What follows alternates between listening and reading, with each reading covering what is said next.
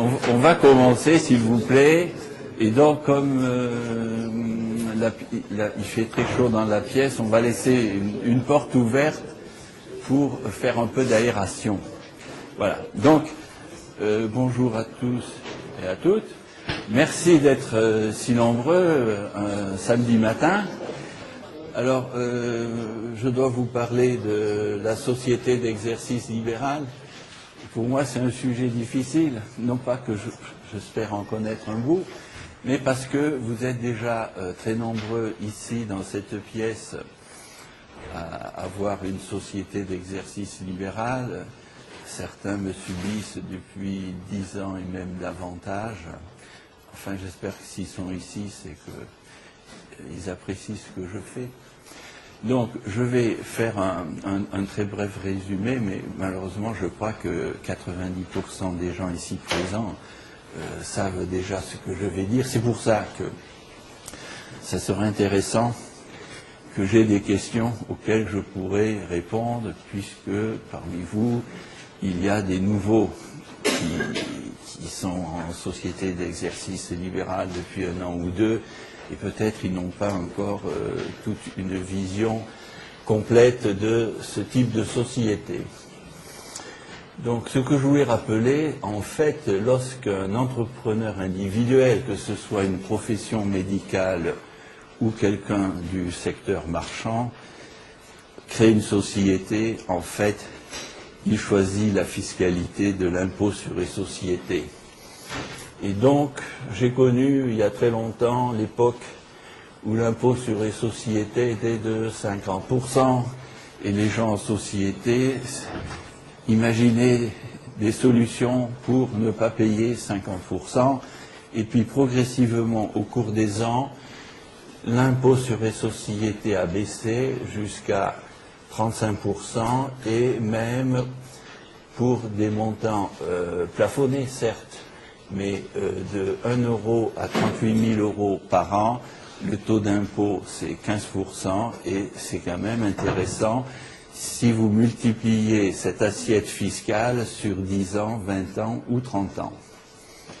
Donc la société d'exercice libéral, comme les autres sociétés, sont créées pour bénéficier de la fiscalité de l'impôt sur les sociétés.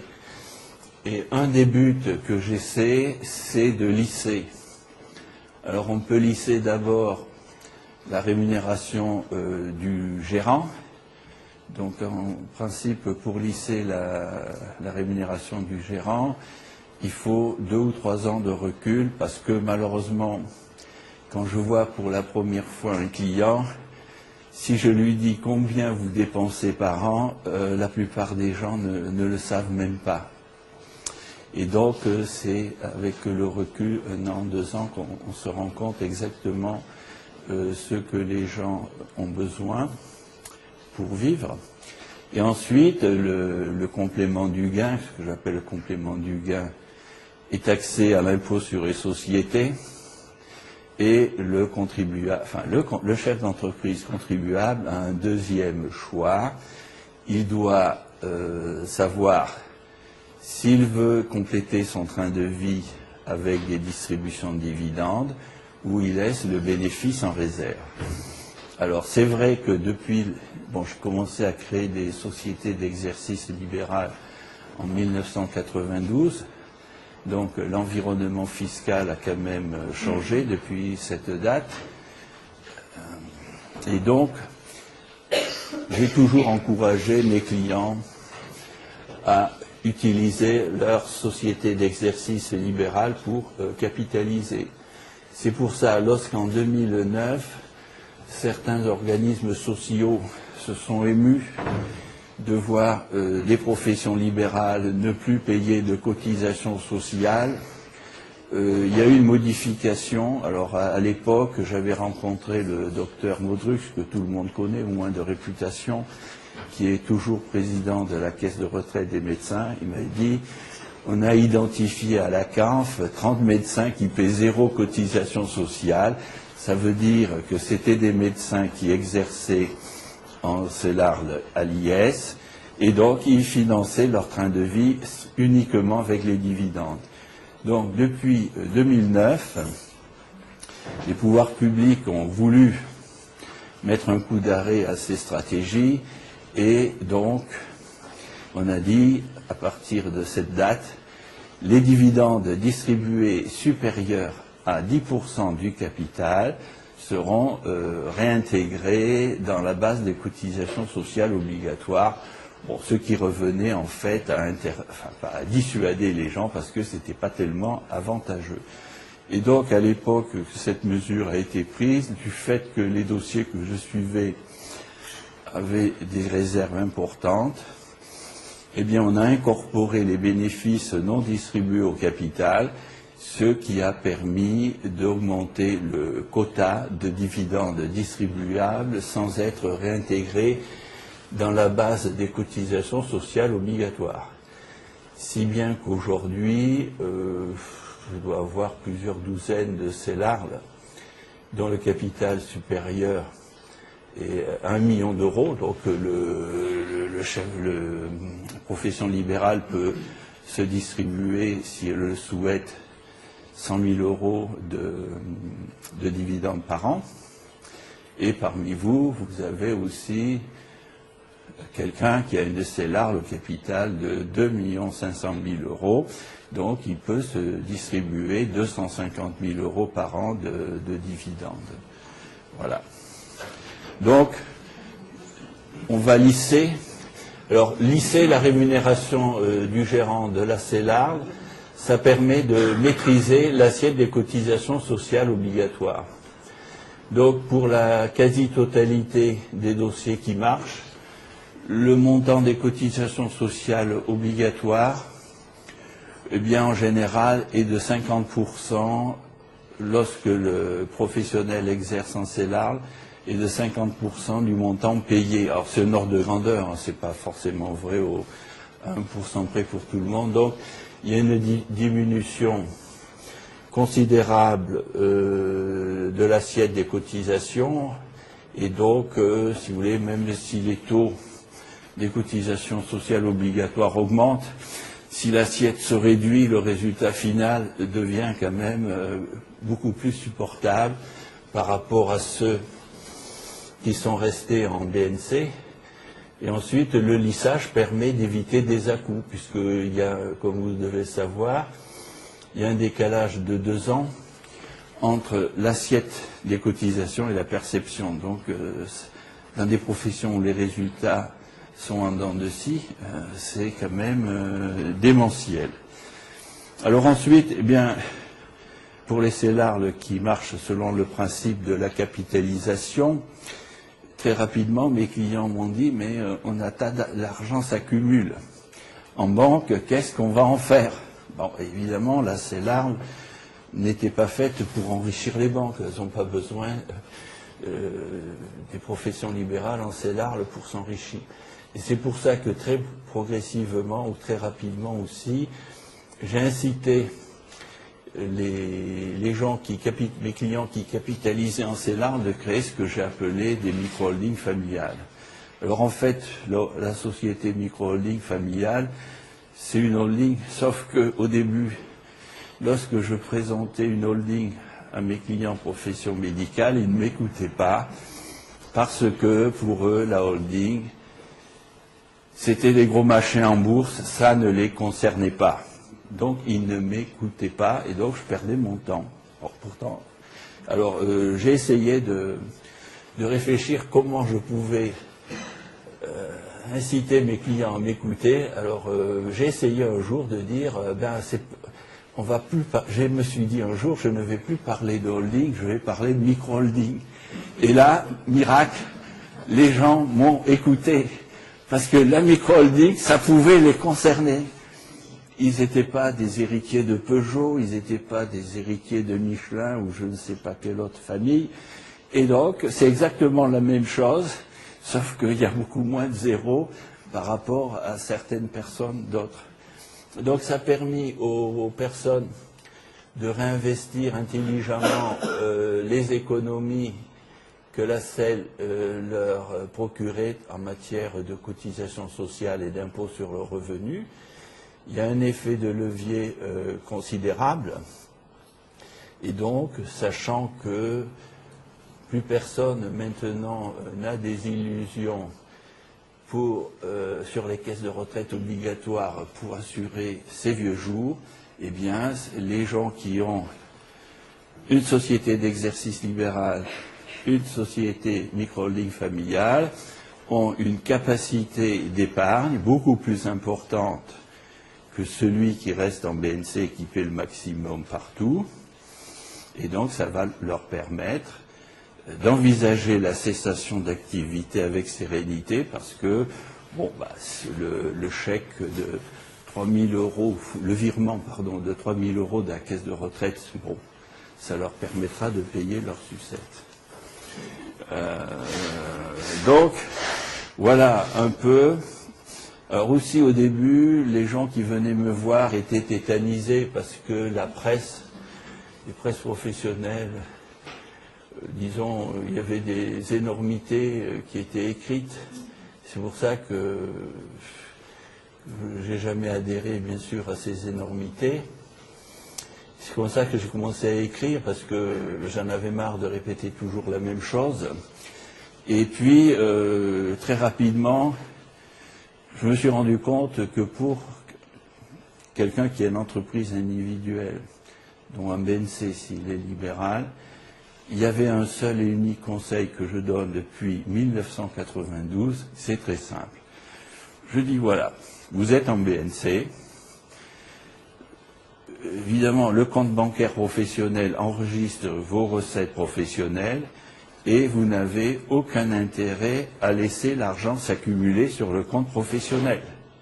Et donc, tout logiquement, le professionnel en BNC, périodiquement vide le compte bancaire professionnel sur ses comptes personnels, et puis après il dépense, à tel point qu'il dépense qu'il ne sait plus ce qu'il dépense. Bon, peut-être sur ces 20 dernières années, j'ai dû rencontrer 2 ou 3 personnes qui m'ont dit le 1er janvier, à l'euro près, je sais ce que je vais dépenser au cours de l'année. Les autres, quand je leur dis combien vous dépensez, ben, les gens disent je ne sais pas. Alors j'ai dit voilà, maintenant que vous êtes en CELARM, donc que vous êtes devenu un contribuable actif, il faut arrêter cela. Ça veut dire quoi? Ça veut dire que bien sûr le compte bancaire de la CELARM va encaisser le produit de votre activité, et là, grand changement, vous ne sortez du compte bancaire de la CELARM strictement l'argent nécessaire pour remettre les comptes privés à zéro. Bon. Dans la mesure où la CELARM vous permet de payer moins d'impôts et moins de cotisations sociales, on ne voit pas quelle atteinte cela pourrait avoir sur votre train de vie. Et très rapidement, on s'aperçoit que la plupart des professionnels pour lesquels j'ai créé des CELARM ont un train de vie fixe, et au bout d'1 an ou 2, on peut déterminer sans marge d'erreur l'argent qu'ils ont besoin pour vivre, et le reste, on a une capacité d'épargne. Donc l'argent dont ils ont besoin pour vivre, c'est très variable, ça tient compte des habitudes, chacun a ses habitudes. Ensuite, la famille, si vous avez des enfants en charge, ou si vous avez des enfants qui ont terminé leurs études, ça change beaucoup de choses. Si vous avez un crédit pour payer votre résidence principale, ou si votre crédit est terminé. Et donc, à cette époque-là, il y avait donc, l'arbitrage, c'était rémunération de gérance, dividende. Et depuis 2 ou 3 ans, il y a une troisième méthode de financer son train de vie. Donc je pars du principe que le professionnel a au moins une CELARM, une holding, et puis peut-être une tripotée de SCI quand même, parce que la SCI c'est bien pratique, sachant que la quasi-totalité des clients du cabinet investissent dans l'immobilier parce qu'il n'y a pas d'autre alternative. Enfin, ça, c'est un autre débat, c'est pas ce que je vais traiter. Oui, depuis 2 ou 3 ans, on a eu une nouvelle pépite, c'est le régime fiscal des plus-values, et donc pour quelqu'un qui a une CELARL qui a plus de 8 ans, il peut céder des paquets de parts de sa CELARL à sa holding avec un abattement fiscal de 65%. Alors, on démarre. Rémunération de gérance, j'ai un abattement de 10% plafonné à 120 000 euros. Bon, c'est bon à prendre. Deuxièmement, dividende, j'ai un abattement de 40%. C'est toujours bon à prendre, sauf qu'on sait que les dividendes, sur le plan pratique, sont plafonnés à 10% du capital, mais on sait que la situation peut s'améliorer très rapidement pour ceux qui ont une capacité d'épargne qui est stockée dans la CELARL, et donc depuis 2 ou 3 ans, le libéral peut vendre des paquets de parts de CELARL à une holding avec un abattement fiscal de 65%. Donc, si vous voulez, cette mesure, c'est un élément supplémentaire pour financer le train de vie du libéral, de sa famille, bien sûr, au moindre coût. Voilà, si vous voulez, brosser très brièvement. Et ce que je voudrais, puisqu'on a des gens qui ont pratiqué ou qui pratiquent la CELARL, que vous posez des questions parce que j'ai l'impression parfois de dire des choses qui vous sont déjà familières et je ne voudrais pas vous ennuyer. Peut-être le docteur Saragoussi a une question à poser. Donc, je voulais juste vous poser une question sur justement les plus-values. C'est donc la holding qui rachète des parts de la CELARL. Voilà. C'est-à-dire que donc, bien sûr, la holding est associée dans la CELARL. Oui. Donc le capital de la CELARL ne change pas, en fait. En principe, si vous voulez distribuer des dividendes de plus en plus élevés, puisqu'on a vu que ça a un intérêt, sinon on ne voit pas pourquoi les pouvoirs publics auraient essayé de dissuader les gens à distribuer trop des dividendes, oui. Oui. Oui, c'est parce que à un moment, oui. je pensais que vous évoquiez, avant de parler de la holding, le cas où le professionnel libéral vend des parts à sa société en réduisant le capital. À ce moment-là, ça n'aurait pas d'intérêt pour le régime des dividendes. Alors, c'est vrai qu'il y a une nouvelle disposition fiscale qui a été traitée par le professeur Régnier hier. C'est le nouveau régime fiscal des réductions de capital. Sauf que dans la salle, il n'y a quasiment que des CELARL à associés uniques. Et le professeur Régnier a dit c'est quand même pas forcément idéal. L'associé unique, il fait une réduction de capital tous les ans. Donc, il a fortement déconseillé cette stratégie, ce que j'accepte, parce que on n'a pas vraiment d'argument à présenter en dehors de dire qu'on veut se procurer des ressources pas chères. Voilà. C'est un fusil à un coup, ça peut... Ah mais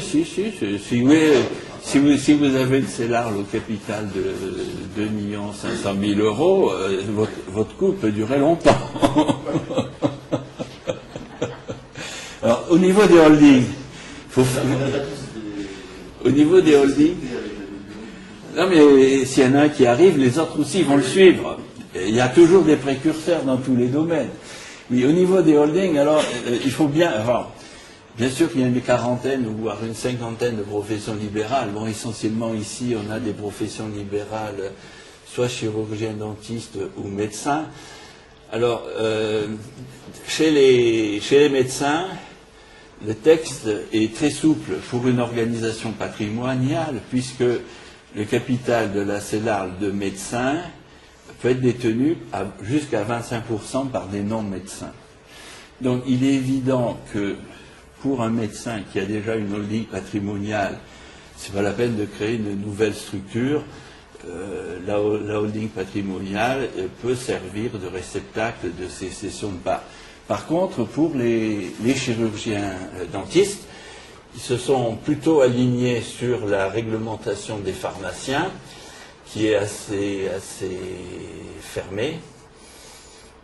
Ouais, je pense que l'ordre des pharmaciens, ils tirent des balles dans les pieds, non pas des balles, des rafales de Kalachnikov dans les pieds de ses confrères. Et donc là, normalement, on ne peut pas. Alors j'ai pu prendre quelques libertés parce qu'on sait très bien que ces règles, personne ne contrôle l'application de ces règles. Deuxièmement, s'il y a un contrôle, il n'y a pas de sanction prévue par les textes, donc ça n'encourage pas la vertu des gens. Et au pire, on vous donne un délai de 1 an pour régulariser. Alors vous vous rendez compte que pour les limitations de vitesse, s'il n'y avait pas de contrôle, on voit mal l'efficacité. S'il y a un contrôle, on dit aux gens, on vous donne 1 an pour respecter la limitation de vitesse. Bon, ceci dit, donc, pour les chirurgiens dentistes, je préconise la création d'une société de participation financière de profession libérale, parce que là, on fait sauter le verrou, puisque la vocation d'une société de participation financière de profession libérale, c'est de détenir des parts de SEL. Alors je sais qu'il y a 4 ou 5 ans, j'avais été sollicité par des chirurgiens dentistes qui voulaient créer une chaîne. À l'époque, ce n'était pas possible. Maintenant, un chirurgien dentiste qui veut créer une chaîne, c'est tout à fait possible. Il suffit, à l'aide de la société de participation financière de profession libérale, il peut créer des filiales. Et donc, pourquoi pas, un jour, il y aura un cabinet de chirurgiens dentistes qui aura autant de bureaux que la Société Générale ou la BNP. Maintenant, c'est possible. Alors, je ne sais pas si j'ai répondu à vos questions. D'autre part, quand la holding perçoit des dividendes de la CELARL, oui, c'est un revenu qui rentre dans l'assiette ensuite de l'impôt sur les sociétés. Alors, oui, mais c'est le mais qui compte. Donc, il y a un régime fiscal qui est le régime société mère filiale, qui prévoit que les dividendes reçus par la holding, à partir du moment où elle détient au moins 5% du capital de la filiale, donc 5% c'est pas beaucoup, bénéficie d'un régime de faveur. En pratique, sur les dossiers que je traite, ça correspond à une exonération et au pire, ça va être une taxation à 1%. Donc il n'y a pas de cascade d'imposition. Alors cette législation est relativement favorable. Et donc, quand il y a une législation favorable, les gens me disent immédiatement, est-ce que ça va durer longtemps? Alors, il y a 2 types de dispositions dans le Code général des impôts. Il y a la transposition des règles de l'Union européenne, c'est-à-dire de Bruxelles. Sauf erreur, à Bruxelles, il y a 28 pays dans l'Union européenne et les dispositions fiscales, sauf erreur, doivent être prises à l'unanimité. Donc je pense que l'Union européenne a d'autres chats à fouetter que de réformer le régime de société mère filiale qui doit exister depuis 20 ou 30 ans. Et puis dans l'Union européenne, bon, j'ai une définition assez simpliste. C'est pour moi 27 pays sous protectorat allemand. Et donc, il n'y a qu'une personne qui prend des décisions, c'est Madame Angela Merkel. Les autres font de la figuration. Donc, lorsque on a une disposition dans le Code général des impôts qui est la traduction de règles européennes, on est tranquille, c'est pour durer longtemps. Et donc, après, il y a les dispositions franco-françaises. Alors là, je pense qu'il y a quelques années, le Conseil d'État avait fait une statistique et il avait déterminé que 30% du Code général des impôts était réécrit tous les ans. Et donc, on est dans une situation de réécriture permanente du Code général des impôts. Évidemment, faire des organisations patrimoniales sur des règles qui ont une pérennité très faible, eh bien, c'est quand même assez assez dangereux. Voilà. Donc, le régime favorable société mère filiale en matière de dividendes est quand même à vocation à durer longtemps. Et puisqu'on parle de holding, ça me permet de vous rappeler quelle est la sortie de la CELAR, parce que les gens me disent, eh bien, écoutez, c'est très gentil, pendant toute ma vie professionnelle, je vais capitaliser sur ma CELAR, mais un beau jour, je vais m'arrêter. Qu'est-ce qui va se passer? Alors, il y a plusieurs solutions. Forcément, il y en a une qui est meilleure que les deux autres. La solution qui vient parfois à l'esprit, c'est de dire, eh bien, lorsque j'écris à l'ordre pour dire que j'arrête d'exercer, je vais faire une dissolution, liquidation de la CELAR. Et vous savez très bien, enfin, si vous ne savez pas, je vous le dis, que dans le cadre d'une dissolution, liquidation, pour simplifier, le fisc va s'approprier la moitié des réserves. Donc, ce n'est pas très incitatif pour accumuler des réserves. Alors, l'autre solution qui m'a été rapportée, il paraît qu'elle traîne sur Internet. Peut-être je demanderai l'avis du professeur Ovas qui est dans cette salle pour savoir s'il a une opinion. C'est de dire, lorsque j'écris à l'ordre pour dire que j'arrête, je change l'objet social de ma CELAR, là, il ne se passe rien. Alors, je suis un peu suspicieux de cette solution parce que, selon moi, la CELAR, c'est une société réglementée qui a objet exclusif d'exercer une profession réglementée. Et ça me semble peut-être hardi de dire je change l'objet social, et donc je renvoie à la question que je me pose depuis pas mal de temps au professeur Ovas, s'il veut bien nous dire qu'est-ce qu'il pense de ce sujet-là. Très volontiers, je pense que cela est tout à fait possible de changer l'objet de la société.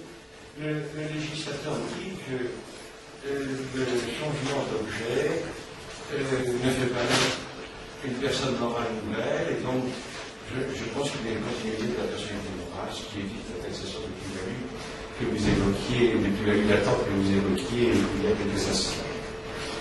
La question se pose pour, vous savez, les pharmaciens, parce que le législateur, de façon très maladroite, a décidé pour les SPFPL de pharmaciens que la cession des participations détenues par la SPFPL entraînait de plein droit la dissolution de la société. Alors, nous avons des remèdes pour cela. D'abord, vous savez, cette disposition a été contestée devant le Conseil d'État. Le Conseil d'État n'a pas reçu la requête de pharmaciens, et donc n'a pas allumé cette disposition, mais il y a des solutions. Et même, imaginons le pire que vous évoquez, que la SEL soit dissoute parce qu'on a cessé l'activité. Nous avons un moyen de sauver la situation. C'est que le législateur nous dit qu'on peut absorber une société en liquidation. Donc vous faites juste à côté une société que vous constituez, que vous assujettissez à l'IS, et qui absorbe votre SEL qui vient d'être dissoute. C'est-à-dire que vous n'avez aucune taxation, vous avez le régime fiscal des fusions qui s'applique, et ainsi vous avez changé l'objet de la société avec un coût fiscal nul. Merci, monsieur le professeur. J'ai une objection à formuler au propos que je crois mon collègue Philippe Rey va revenir tout à l'heure. Est-ce que l'on peut procéder à de réduction de capital systématique dans une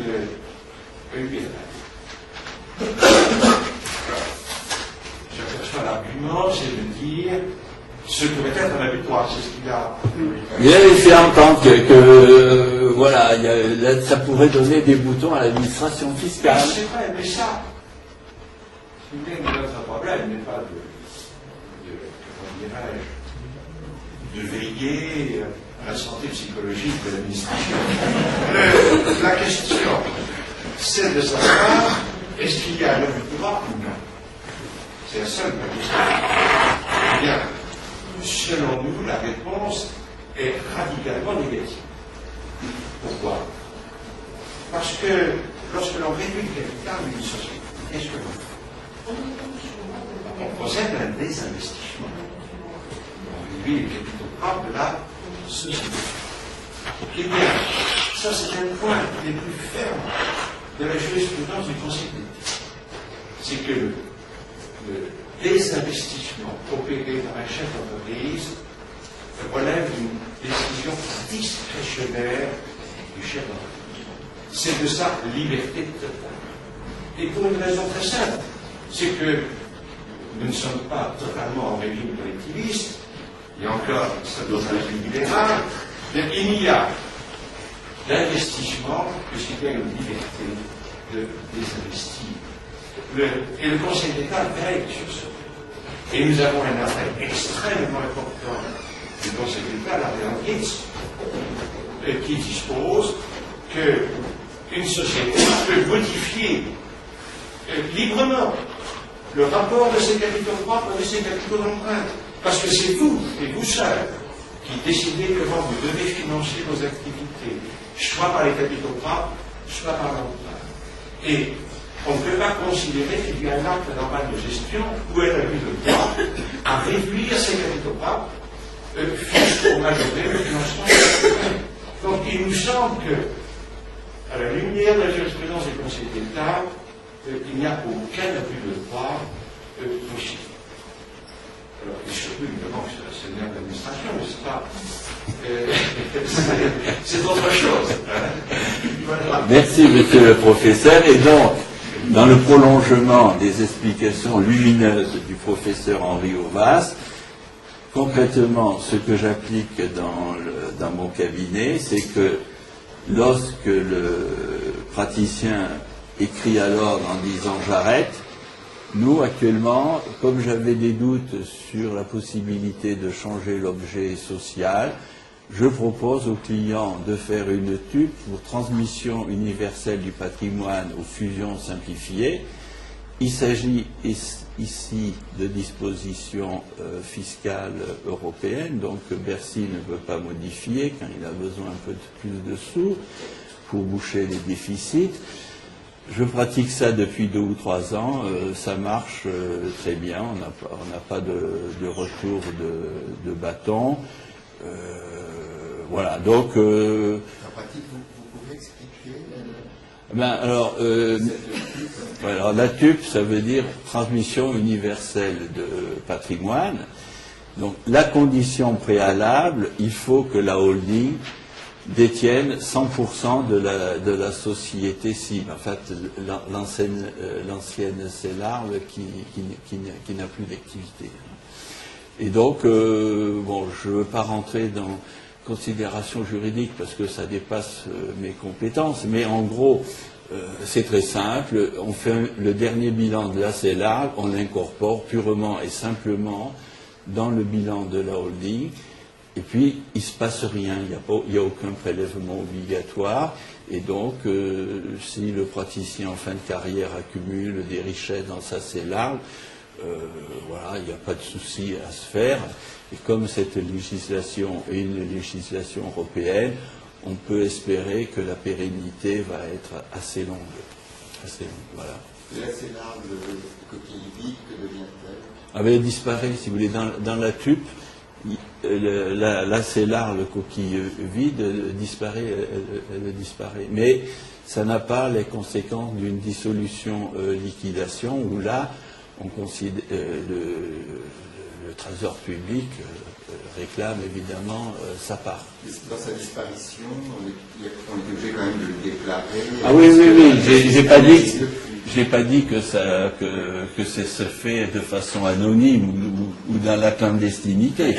Non, il y a un acte qui est enregistré et il y a une publication qui est faite au journal d'annonce légale et puis il y a un dépôt au greffe du tribunal. Si vous voulez, c'est fait de toute façon officielle, etc. C'est pas dans la clandestinité. Oui. C'est réglementé. La TUP est réglementée. Oui. Mais voilà, en principe, lorsque la holding possède 100% des parts de la société filiale, il n'y a aucun problème. La cessation d'activité de la CELARL, Oui. que devient que de l'opinion de l'associé CELAR dans les parts de SCI? Eh bien, on vient de l'expliquer. TUP, ça veut dire transmission universelle du patrimoine.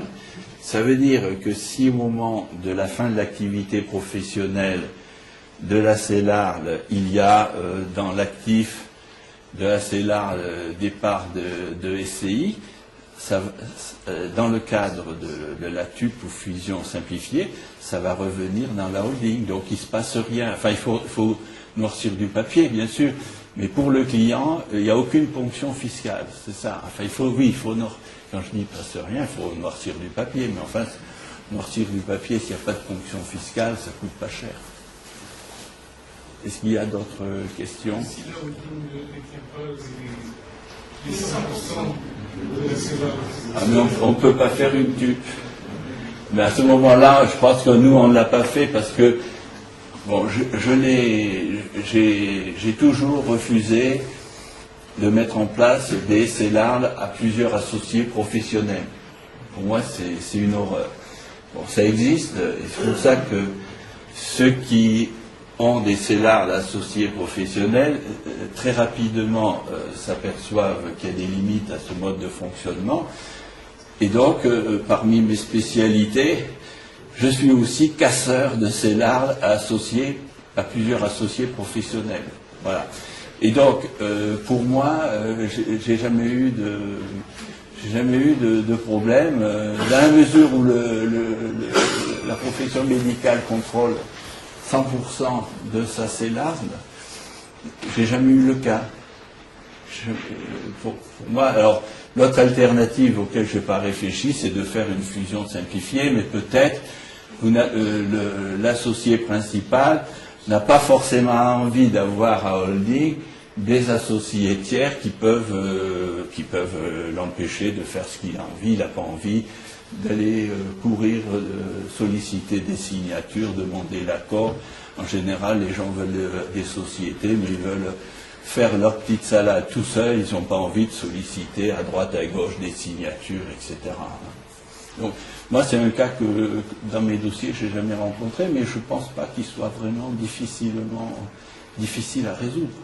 Et donc, on ne peut pas faire de TUP si la micro-holding détient seulement 10% du capital de la CELAR. Oui, mais si vous voulez, bon, il y a deux choses, si vous voulez. Pendant l'activité professionnelle de la CEL, c'est clair qu'il y a des règles de répartition des parts à respecter, même si on sait qu'il n'y a aucun contrôle, et que s'il y a un contrôle, il n'y a aucune sanction, et au pire, on vous donne un délai de 1 an. Le jour où le professionnel écrit à l'ordre, j'arrête le 31 décembre ou le 30 juin, enfin, la date que vous avez choisie pour aller à la pêche, ou à la chasse, ou aux champignons, ou au Portugal, pourquoi pas, c'est mieux encore. Eh bien, à mon avis, vous n'êtes plus soumis aux règles de l'ordre, donc rien ne vous empêche de transférer 100% des parts de votre CELARL de chirurgienne dentiste à une société holding, puisque vous avez demandé de ne plus dépendre de l'ordre. Voilà. Donc, à mon avis, vous n'êtes plus tenu de respecter les règles, dans la mesure où la société cesse l'activité réglementée. Alors, je pose une question peut-être dire. Non. Je suis personne physique propriétaire des parts de la CELARL. Ouais. La holding va récupérer ses parts. Ouais. Alors, quid de moi, personne physique, qui était propriétaire de ces parts de CELARL? Eh bien, en principe, dans le schéma que j'ai expliqué, vous êtes aussi propriétaire de la plus grande majorité des parts de la holding. Donc, si vous voulez, c'est vous qui vous trouvez à tous les étages. Donc, vous transférez les richesses qui étaient détenues dans le bilan de la CELARL au moment où vous écrivez à l'ordre en disant « j'arrête », eh bien, vous les transférez dans le holding. Mais comme vous contrôlez 100% des parts de la CELARL et presque 100% des parts de la holding, ça ne change rien pour vous. Il faut noircir du papier. Donc, ce que j'insiste, bien sûr, il faut noircir du papier. Cela ne se fait pas dans la clandestinité, mais il n'y a aucun prélèvement fiscal. C'est ça qu'il faut retenir, puisque né dans un pays où il y a très peu d'opérations sans prélèvement fiscal. Il y en a de moins en moins. Quel intérêt de faire le changement d'objet social si le TUP est un système qui marche bien pour l'intérêt du plan? Maintenant que je sais que c'est une solution qui tient la route, c'est une autre solution, mais comme la plupart des dossiers de mes clients sont organisés sur un mode CELARL unipersonnel, holding unipersonnel, SCI unipersonnel, ça roule tout seul. Alors, si vous voulez, à l'extrême limite, si vous changez l'objet social de votre CELARL qui n'exerce plus la profession réglementée, eh bien, elle va devenir une holding. Est-ce que vous avez besoin de deux holdings ou est-ce qu'une seule, ça suffit? En gros, c'est ça. C'est au cas où il n'y aurait pas d'holding. En principe, il faut anticiper. Et dans la mesure où la CELARL a vocation à stocker du cash, ça me paraît difficile d'attendre l'arrêt d'activité pour organiser son patrimoine. Donc, quasiment dans la plupart des dossiers, on crée la CELARL et dans les 6 mois ou les 12 mois qui suivent, on crée une holding, si vous voulez, parce qu'on anticipe la remontée. Oui. Et avant la sortie, si on reste un certain nombre d'années à exercer, qu'est-ce qu'on fait de cette réserve en termes de placement en dehors de l'immobilier plutôt que de laisser Alors, si vous voulez, moi je propose à mes clients des structures. Je ne vends pas de produits, mais vous avez au fond de la salle M. Grégory Leclerc, qui peut-être dans son exposé qui va suivre, va illustrer ce qu'on peut faire. Bon, quand je dis à 99%, mes clients investissent dans l'immobilier. Bon, ils ne se connaissent pas tous entre eux. Donc, s'ils le font, c'est parce que peut-être, par élimination, ils ont considéré que les autres solutions n'étaient pas adaptées à leur situation personnelle. Alors effectivement, on a des clients qui investissent dans les métaux précieux. Vous pouvez avoir un bilan de CELARL et un stock d'or. Même si vous n'êtes pas chirurgien dentiste, hein, ça n'a pas d'importance. Vous avez des gens qui aiment les chevaux. Et comme on sait que les chevaux, ça coûte très cher, ils font acheter le cheval par une société. Et donc, ils ont le plaisir d'avoir un cheval, mais pas les désagréments. C'est leur société qui paie le cheval et pas eux. C'est beaucoup plus intéressant. Enfin, en fait, sur le plan placement, que ce soit la CELARL ou la holding, vous pouvez faire tous les placements légaux qui existent. Il n'y a aucune restriction. Je voudrais revenir avant la session, parce que je ne suis pas encore à la session. Une fois que le médecin a sa CELARL et sa holding avec 25% de participation, est-ce que les tâches suivantes, ça va être la SPFPL? Quand est-ce qu'il faut y passer et quels sont les intérêts? Alors, si vous voulez, c'est une question générale. Et moi, je n'ai pas des solutions toutes faites pour des situations générales. Dans le cas que vous posez, bon, selon l'ampleur du patrimoine du médecin ou de la profession médicale, on commence par une holding, mais si on a un patrimoine suffisamment important, et si par exemple on a plusieurs enfants, on peut anticiper la transmission du patrimoine en créant une holding par enfant. Ce qui fait qu'au moment de la transmission du patrimoine, ce qui aura lieu forcément tôt ou tard, chaque enfant se verra doté d'une holding avec des filiales. Évidemment, dans ce contexte, j'invite mes clients à faire de la pédagogie vis-à-vis de leurs enfants, puisque le jour où ils vont hériter de holding avec une tripotée de filiales, il vaudrait mieux qu'on leur explique comment ça marche, parce que ça risque de pousser de difficultés. Si vous voulez, je n'ai pas de recette toute faite. Sachez qu'il y a une très grande souplesse et que quand je propose à un client de créer une structure, il faut que ça rapporte au client. Sinon, je ne peux pas créer des structures pour faire joli, si vous voulez. Je ne vais pas créer 7 holdings un couple qui a 7 enfants, si dans les holdings il n'y a rien dedans, on commence par une, et puis au fur et à mesure on en créera peut-être une deuxième, une troisième, et l'idéal effectivement ça serait que plus tard, les 7 enfants aient dans leur lot, parce que quand même dans la succession il n'y aura pas que des holdings, il y aura autre chose, et une holding 100%, ils feront ce qu'ils voudront avec, et ça évitera des conflits entre les héritiers, parce que on dit, dans les successions, on vous l'a dit hier, il faut éviter les indivisions. Mais une société, c'est aussi une indivision. Hein. Donc, si vous concentrez tout votre patrimoine dans une seule et unique structure, vous pouvez avoir des enfants qui ont envie de sortir et des enfants qui veulent conserver. Sauf que sortir d'une holding ou casser une holding, c'est des coûts fiscaux. Et c'est pour ça que je dis aux parents, c'est peut-être un bon investissement pour la paix des familles lorsque vous ne serez plus là, s'il y a suffisamment de contenu de créer une holding par héritier. Mais il faut qu'il y ait quand même du contenu derrière. On ne va pas créer de holding pour avoir des jolis organigrammes. S'il n'y a rien dedans, ça ne sert à pas grand-chose. Oui, mais alors en dehors de la transmission, la SPFPL, elle n'a pas d'autre intérêt. Par exemple, en holding, on est limité à la remontée du dividende à hauteur de 25%, à hauteur de 5%. Oui, mais là aussi, si vous voulez, ça c'est des schémas de comptables qui n'ont pas beaucoup d'intérêt ni de valeur. Excusez-moi s'il y a des comptables. L'intérêt quand vous créez un groupe de sociétés, c'est qu'il y a une disposition dans le code monétaire et financier qui prévoit que le monopole des banques ne s'applique pas entre sociétés d'un même groupe. Donc, si vous voulez, à l'extrême limite, le cash qui remonte par les dividendes, on s'en fout.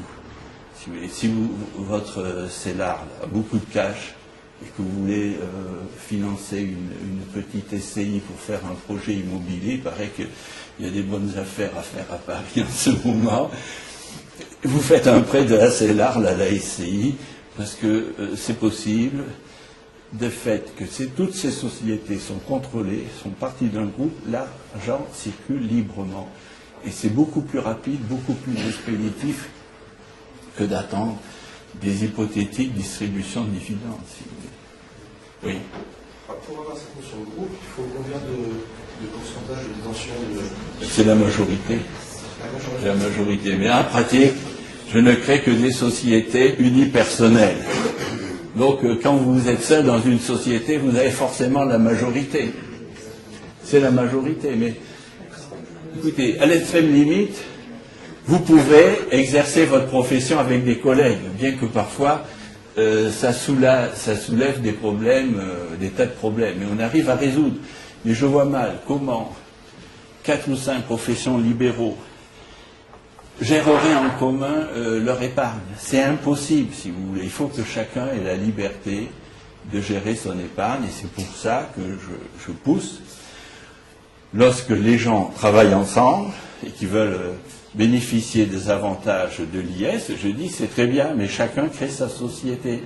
Il est hors de question de créer une société unique pour plusieurs, puisque autant on peut partager, travailler ensemble, mais gérer son épargne ensemble, ça me paraît impossible. Impossible. Parce que selon l'âge des associés, la capacité d'épargne, on l'a vu hier, est différente.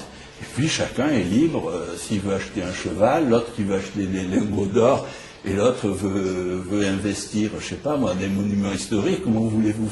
Vous ne pouvez pas vous entendre. Vous ne pouvez pas vous entendre. Oui.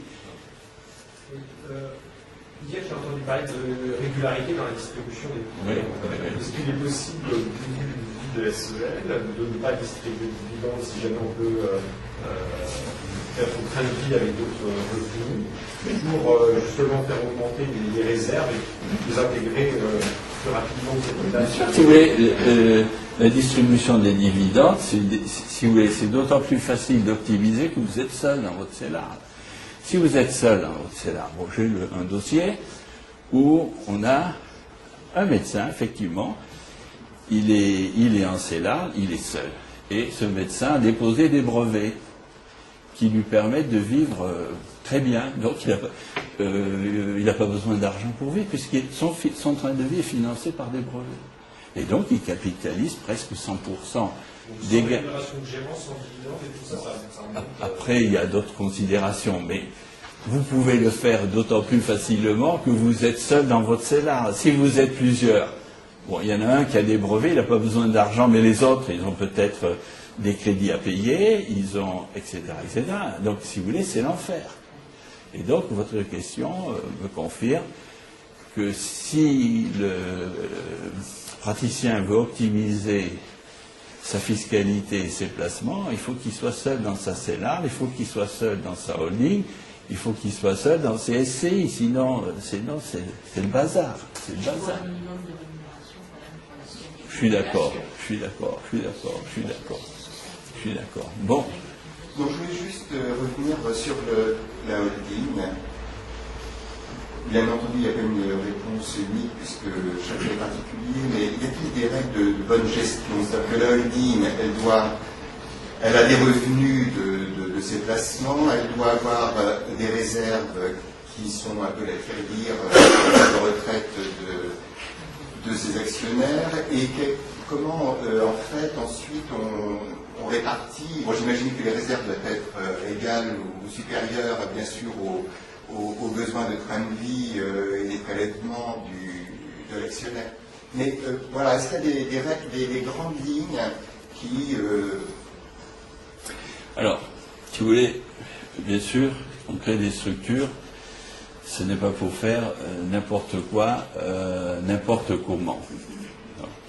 Donc, on peut dire, je vais répondre à la moitié de votre question, et puis Grégory répondra à l'autre moitié. Bon, la holding, ça vous permet de gérer pendant votre vie professionnelle votre capacité d'épargne avec des prélèvements fiscaux très faibles. Bon, très bien, d'autant plus que vous pouvez créer autant de holdings que vous voulez, pour autant quand même que ça vaille la peine. Et donc, la finalité de beaucoup de holdings, c'est qu'au moment où le professionnel va arrêter son activité, et aujourd'hui, il peut espérer avoir un virement de 3 000 € par mois, et encore pas tous, dans 10 ans, dans 15 ans, on ne sait même pas ce qu'il aura, c'est de prévoir des revenus de substitution pour maintenir son train de vie. Puis si au décès, on n'a pas tout dépensé, ça ira aux enfants et aux petits-enfants. Alors ensuite, il faut effectivement, vous êtes seul propriétaire de votre holding, c'est vous qui devez déterminer ou choisir ce que vous allez mettre dedans. Donc moi, je limite mon activité à mettre en place des structures, sachant que j'ai déjà suffisamment à faire pour faire ça, j'espère, dans des très bonnes conditions, et je laisse à d'autres de proposer du contenu. Donc moi je fais le contenant et d'autres font le contenu, parce que si vous avez du contenant sans contenu, ça ne sert à rien. Et si vous accumulez du contenu sans organisation, c'est une catastrophe. Et donc j'invite probablement, ceci va être traité par Grégory Leclerc, de dire quel contenu il envisage, et il propose, mais c'est une solution parmi d'autres. Donc pour moi, avoir sa holding pour sa retraite, ça revient à être comme M. Albert Frère, qui est un Belge, qui a des caisses de retraite pour lui tout seul. Sauf que M. Albert Frère, il est comme les pharmaciens et les sénateurs, il ne prendra jamais sa retraite. Oui. On était un peu échaudé hier avec, pour les sessions de usufruit temporaire, quand il y a déjà un patrimoine immobilier existant qui doit être éventuellement démembré avec un apport d'usufruit à la holding. Est-ce que ça vous fait revenir un petit peu sur le montage, une propriété dans le patrimoine personnel et l'usufruit cédé temporaire? Alors, ceci a effectivement été abordé par le professeur Hédier, mais il l'a abordé en tant qu'universitaire, donc il a évoqué tous les cas, et évidemment, il a terminé par le seul cas qui était vraiment intéressant. En tant que praticien, je vais directement au cas qui est intéressant, mais ça nécessiterait beaucoup de temps, si vous voulez, mais ça marche. Il y a des solutions, et donc la disposition qui a été prise le 14 novembre 2012 ou le 17 novembre 2012, comme beaucoup de dispositions, peut être contournée. Ce que n'a pas contredit le professeur Régnier, oui, lui, il avait que 2 heures, bien qu'il en ait pris beaucoup plus. Il n'a pas pu traiter le contournement de ces dispositions, mais peut-être ça donnera des idées pour le programme de l'an prochain. Bon, et, oui. Juste une question sur la fiscalité des revenus de la micro-holding quand on est à la retraite. C'est que des dividendes. Alors, en principe, la pire solution pour sortir de l'argent de la micro-holding quand on a cessé son activité, parce que moi je parle plus de retraite, puisqu'on sait très bien maintenant qu'on peut toucher sa retraite et continuer à travailler. Donc je ne parle plus de retraite, je parle cessation d'activité. Eh bien, oui, la pire solution pour sortir, ça serait de distribuer des dividendes. Mais je suis persuadé que dans de nombreux dossiers, on trouvera des solutions beaucoup plus intéressantes, notamment si vous avez dans votre patrimoine des SCI qui ont plus de 30 ans, eh bien, à mon avis, au lieu de distribuer des dividendes qui vont être taxés, il vaudra mieux céder des parts de SCI qui ont plus de 30 ans sans prélèvement fiscal. Et je pense qu'avec le temps, on aura. Également, le jour où vous arrêtez votre activité, vous pouvez avoir des comptes courants dans vos structures. Bon, bah, si vous faites rembourser des comptes courants, ça vous permet d'avoir des ressources pour vivre sans générer des prélèvements obligatoires. Donc, je dis au pire, on va sortir de l'argent sous forme dividende, mais en fonction des cas particuliers, je suis persuadé que sur de nombreux dossiers, il va se passer quelques années avant qu'on soit obligé de distribuer des dividendes. Et puis aussi, la holding peut faire une réduction de capital, comme nous l'a expliqué le professeur Henri Ovas.